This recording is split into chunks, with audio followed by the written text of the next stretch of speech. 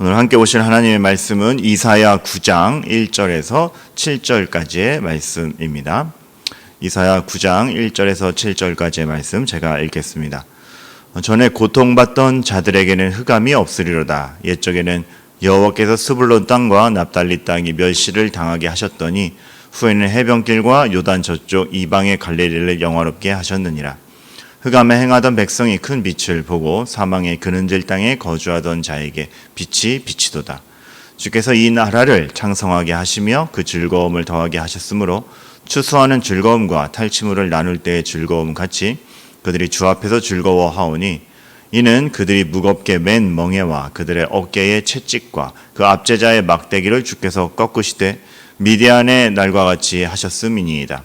어지러이 싸우는 군인들의 신과 피 묻은 겉옷이 불에 섭같이 살라지리니 이는 한 아기가 우리에게 낳고 한 아들을 우리에게 주신 바 되었는데 그의 어깨에는 정사를 베었고 그의 이름은 기묘자라 모사라 전능하신 하나님이라 영존하시는 아버지라 평강의 왕이라 할 것임이라. 그 정사와 평강의 더함이 무궁하며 또 다윗의 왕자와 그의 나라에 군림하여 그 나라를 굳게 세우고 지금 이후로 영원히 정의와 공의로 그것을 보존하실 것이라. 만군의 여호와의 열심히 이를 이루시리라. 아멘.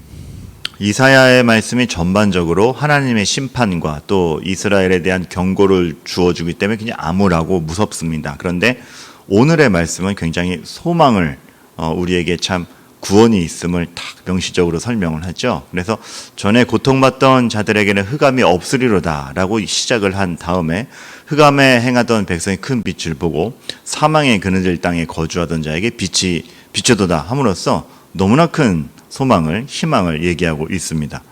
근데 오늘 본문으로 떼어 읽어서 그렇지 사실 이 문맥을 두고 보면 굉장히 당황스러운 말씀입니다. 왜냐하면 바로 앞장 사실은 이 장절이라는 걸 후대에 매겨서 그렇지 한 두루마리 안에 한 문맥으로 쓰였을 거를 인지하면서 바로 앞절 8장 마지막을 읽어보면 이렇게 끝나기 때문에 그렇습니다. 땅을 굽어보아도 환난과 흑암과 고통의 흑암뿐이니 그들이 심한 흑암 가운데로 쫓겨 들어가리라. 아무런 소망이 없는 것처럼 끝나죠. 어디가 끝인지 모르는 흑암 속으로 들어갈 것을 얘기를 하죠.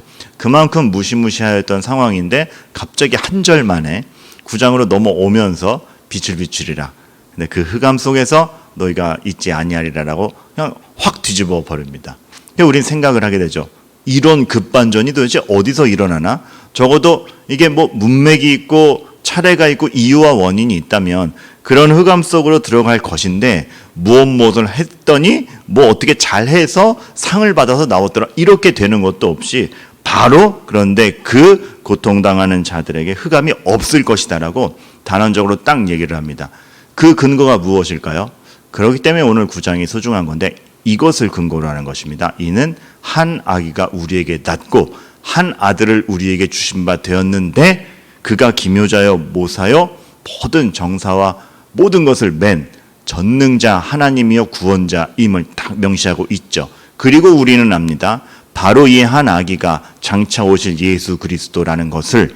그리고 문맥 안에서도 사실은 압니다. 이미 7장에서 처녀가 잉태하여 아들을 낳으리라는 그 신비한 아들은 누군가 거기서부터 이어지는 한 아기에 대한 소망 하나님이 주시는 구원자에 대한 예언이 쫙 깔리면서 그 구원자로 말미암아서 이런 급반전이 일어날 수 있다는 것을 하나님께서는 탁 보여주시는 것이죠. 그런데 조금 체감이 다른 것이 우리야 이것이 예수 그리스도에 대한 예언인 줄 알고 정말 처녀가 잉태하여 마리아를 통해 오신 예수님에 대해서 마태복음을 읽고 알지만 예언이 성취된 것을 아는 우리와 그 당시에 이 말씀을 접한 채 이게 뭐야? 그 구원자가 누구야? 라고 막막히 기다려야 했던 이들의 체감은 매우 다르리라 생각을 합니다.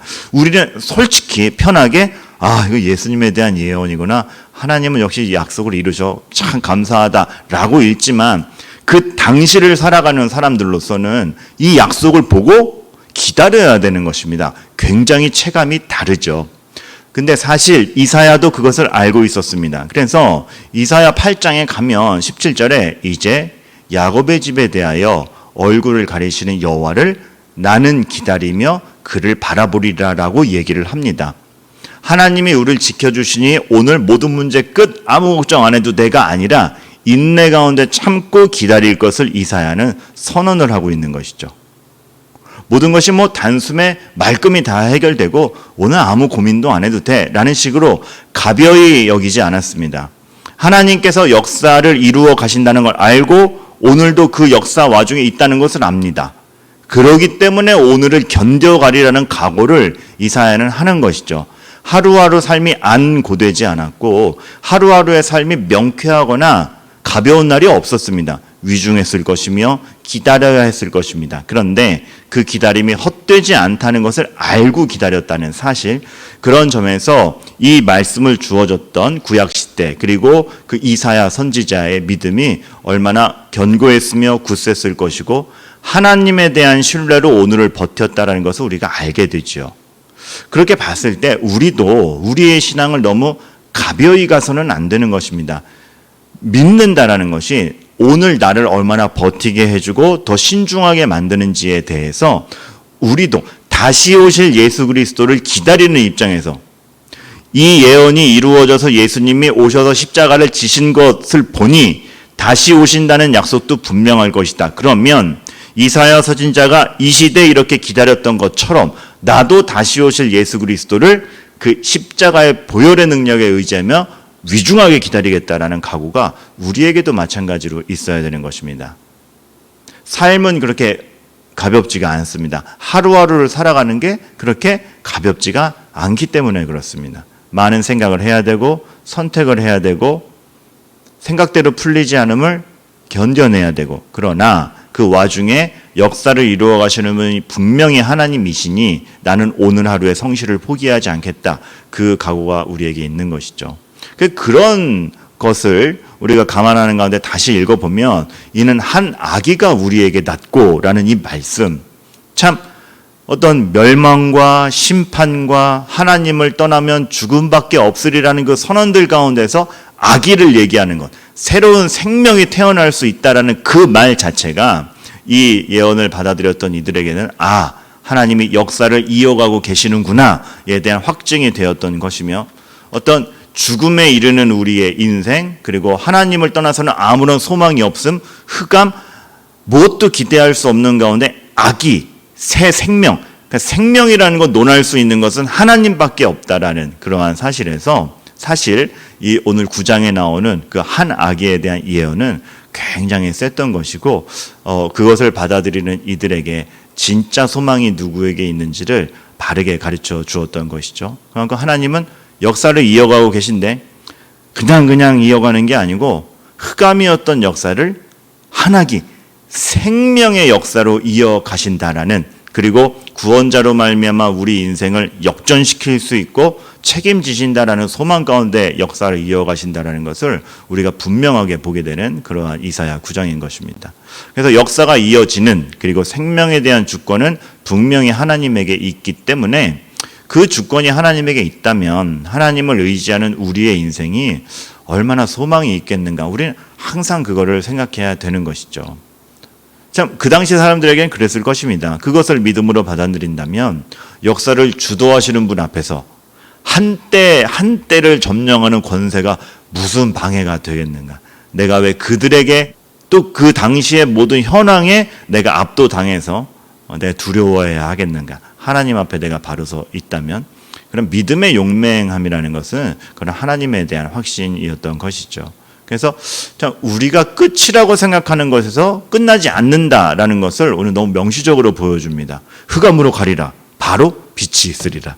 그 역전이 어디서 일어나는가? 하나님에게서 일어나며 하나님이 보내시는 예수 그리스도로 말미암아 우리가 그것을 맛볼 수 있을 것이며, 이것이 단지 구원의 문제뿐만 아니라 우리 삶의 모든 현실에서 우리가 이젠 뭐 더 없다라고 생각하는 것에서 무엇이 더 있는가를 하나님이 언제나 보여주신다는 것 우리가 알아야 되는 것입니다. 그렇기 때문에 우리는 이 말씀이 너무나 감격적으로 들어오죠. 만군의 여호와의 열심히 일을 이루시리라. 우리가 제공하고 우리가 만들어내는 것으로 우리 인생이 책임져지는 게 아니라 하나님의 열심이 우리 인생을 책임진다라는, 그래서 내가 만들어내는 건 이거밖에 안 되는데, 내가 쳐다볼 수 있는 건 이거밖에 안 되는데, 하나님의 열심이, 온 역사를 이루시는 하나님의 열심이 그게 끝이 아니고 이게 더 있다라고 딱 보여주시는 그것, 그것을 우리가 매일매일의 삶에서 체감해 가는 것이죠. 참 이 표현 너무 멋있는 표현입니다. 전능하신 하나님이 뭘 열심히 할 필요가 있겠습니까? 전능하신 하나님에게 말씀으로 세상을 창조하시는 분에게 무슨 열심이 있습니까? 근데 우리를 향한 역사를 이어가시고 구원을 이루시는 하나님이 우리에게 열심을 부린다고 하십니다. 얼마나 우리를 위하시고 전념하시는 겁니까? 그러한 하나님에게 붙들린 오늘 하루이기 때문에 마냥 성실히 살라는 것이 아니라 분명한 결실이 있고 분명한 하나님의 결과가 있으니 그 하나님의 뜻에 맞추어 성실히 살으라라는 오늘 하루의 요구와 요건과 격려가 있는 것이죠. 다윗이 시편에서 맨날 새 노래로 찬양한다고 합니다. 여기가 끝인가? 근데 끝이 아니고 이제 기쁨은 다 맛보았다. 새로운 기쁨이 있고 전혀 예상치 못한 곳에서 새 노래가 터져 나온다라는 것. 거기서 정말 우리 기독교인의 참 하나님만이 주시는 은혜로 맛보는 기쁨들이 있는 것이죠. 제가 그 연로하신 어르신들을 신방하면서도 기도할 때 꼭 해드리는 기도가 있습니다. 이전에 맛보지 못했던 더 큰 기쁨을 주십시오. 진짜 기대하면서. 왜냐하면 이제 뭐 해볼 거 다 해봤죠 라고 말씀하시는 인생 가운데에서도 하나님이 무엇을 더 새롭게 보여주실지, 우리 어떤 육신의 한계와 조건의 한계를 넘어서서 하나님의 어떤 기쁨과 인생이란 이런 것이고 나를 맛보게 하실지 모르기 때문에 감히 그런 기도를 합니다. 왜요? 그것이 어떤 저의 기도에 효험이 있다 이런 것이 아니라 하나님이 보여주시는 것이 그것이며, 늘 새 노래로 찬양했던 다윗을 보면서 우리에게도 그러한 정말 은혜가 있기를 바라는 마음에서 하는 것이죠. 오늘이 그러하시기를 바라겠습니다. 그리고 오늘의 결과가 어떠하든지 일순간에 역전할 수 있는 하나님을 기대면서 내일을 기대하시는 저와 여러분들이 되기를 바라는 것입니다. 기도하겠습니다. 하나님 아버지, 만군의 여호와의 열심히 이루리라. 하나님의 열심에 기대어 우리가 살아갈 때에 내가 만들어낸 오늘 하루 결과에 실망하지 아니하고 하나님께서 보여주실 내일을 기대하며 우리가 하나님을 붙잡고 예수 그리스도를 붙잡는 것이 얼마나 중요한 건지 다시 한번 깨닫는 그런 시간들이 되도록 도와주시옵소서. 이사야 선지자가 오실 예수님을 바라보았듯 우리 역시 다시 오실 예수님을 바라보며 오늘의 성실을 기하오니 주님께서 도와주시옵소서. 예수 그리스도의 이름으로 기도하옵나이다. 아멘. 공동 기도 제목으로 기도하신 후에 각자 개인 기도 시간 갖도록 하겠습니다.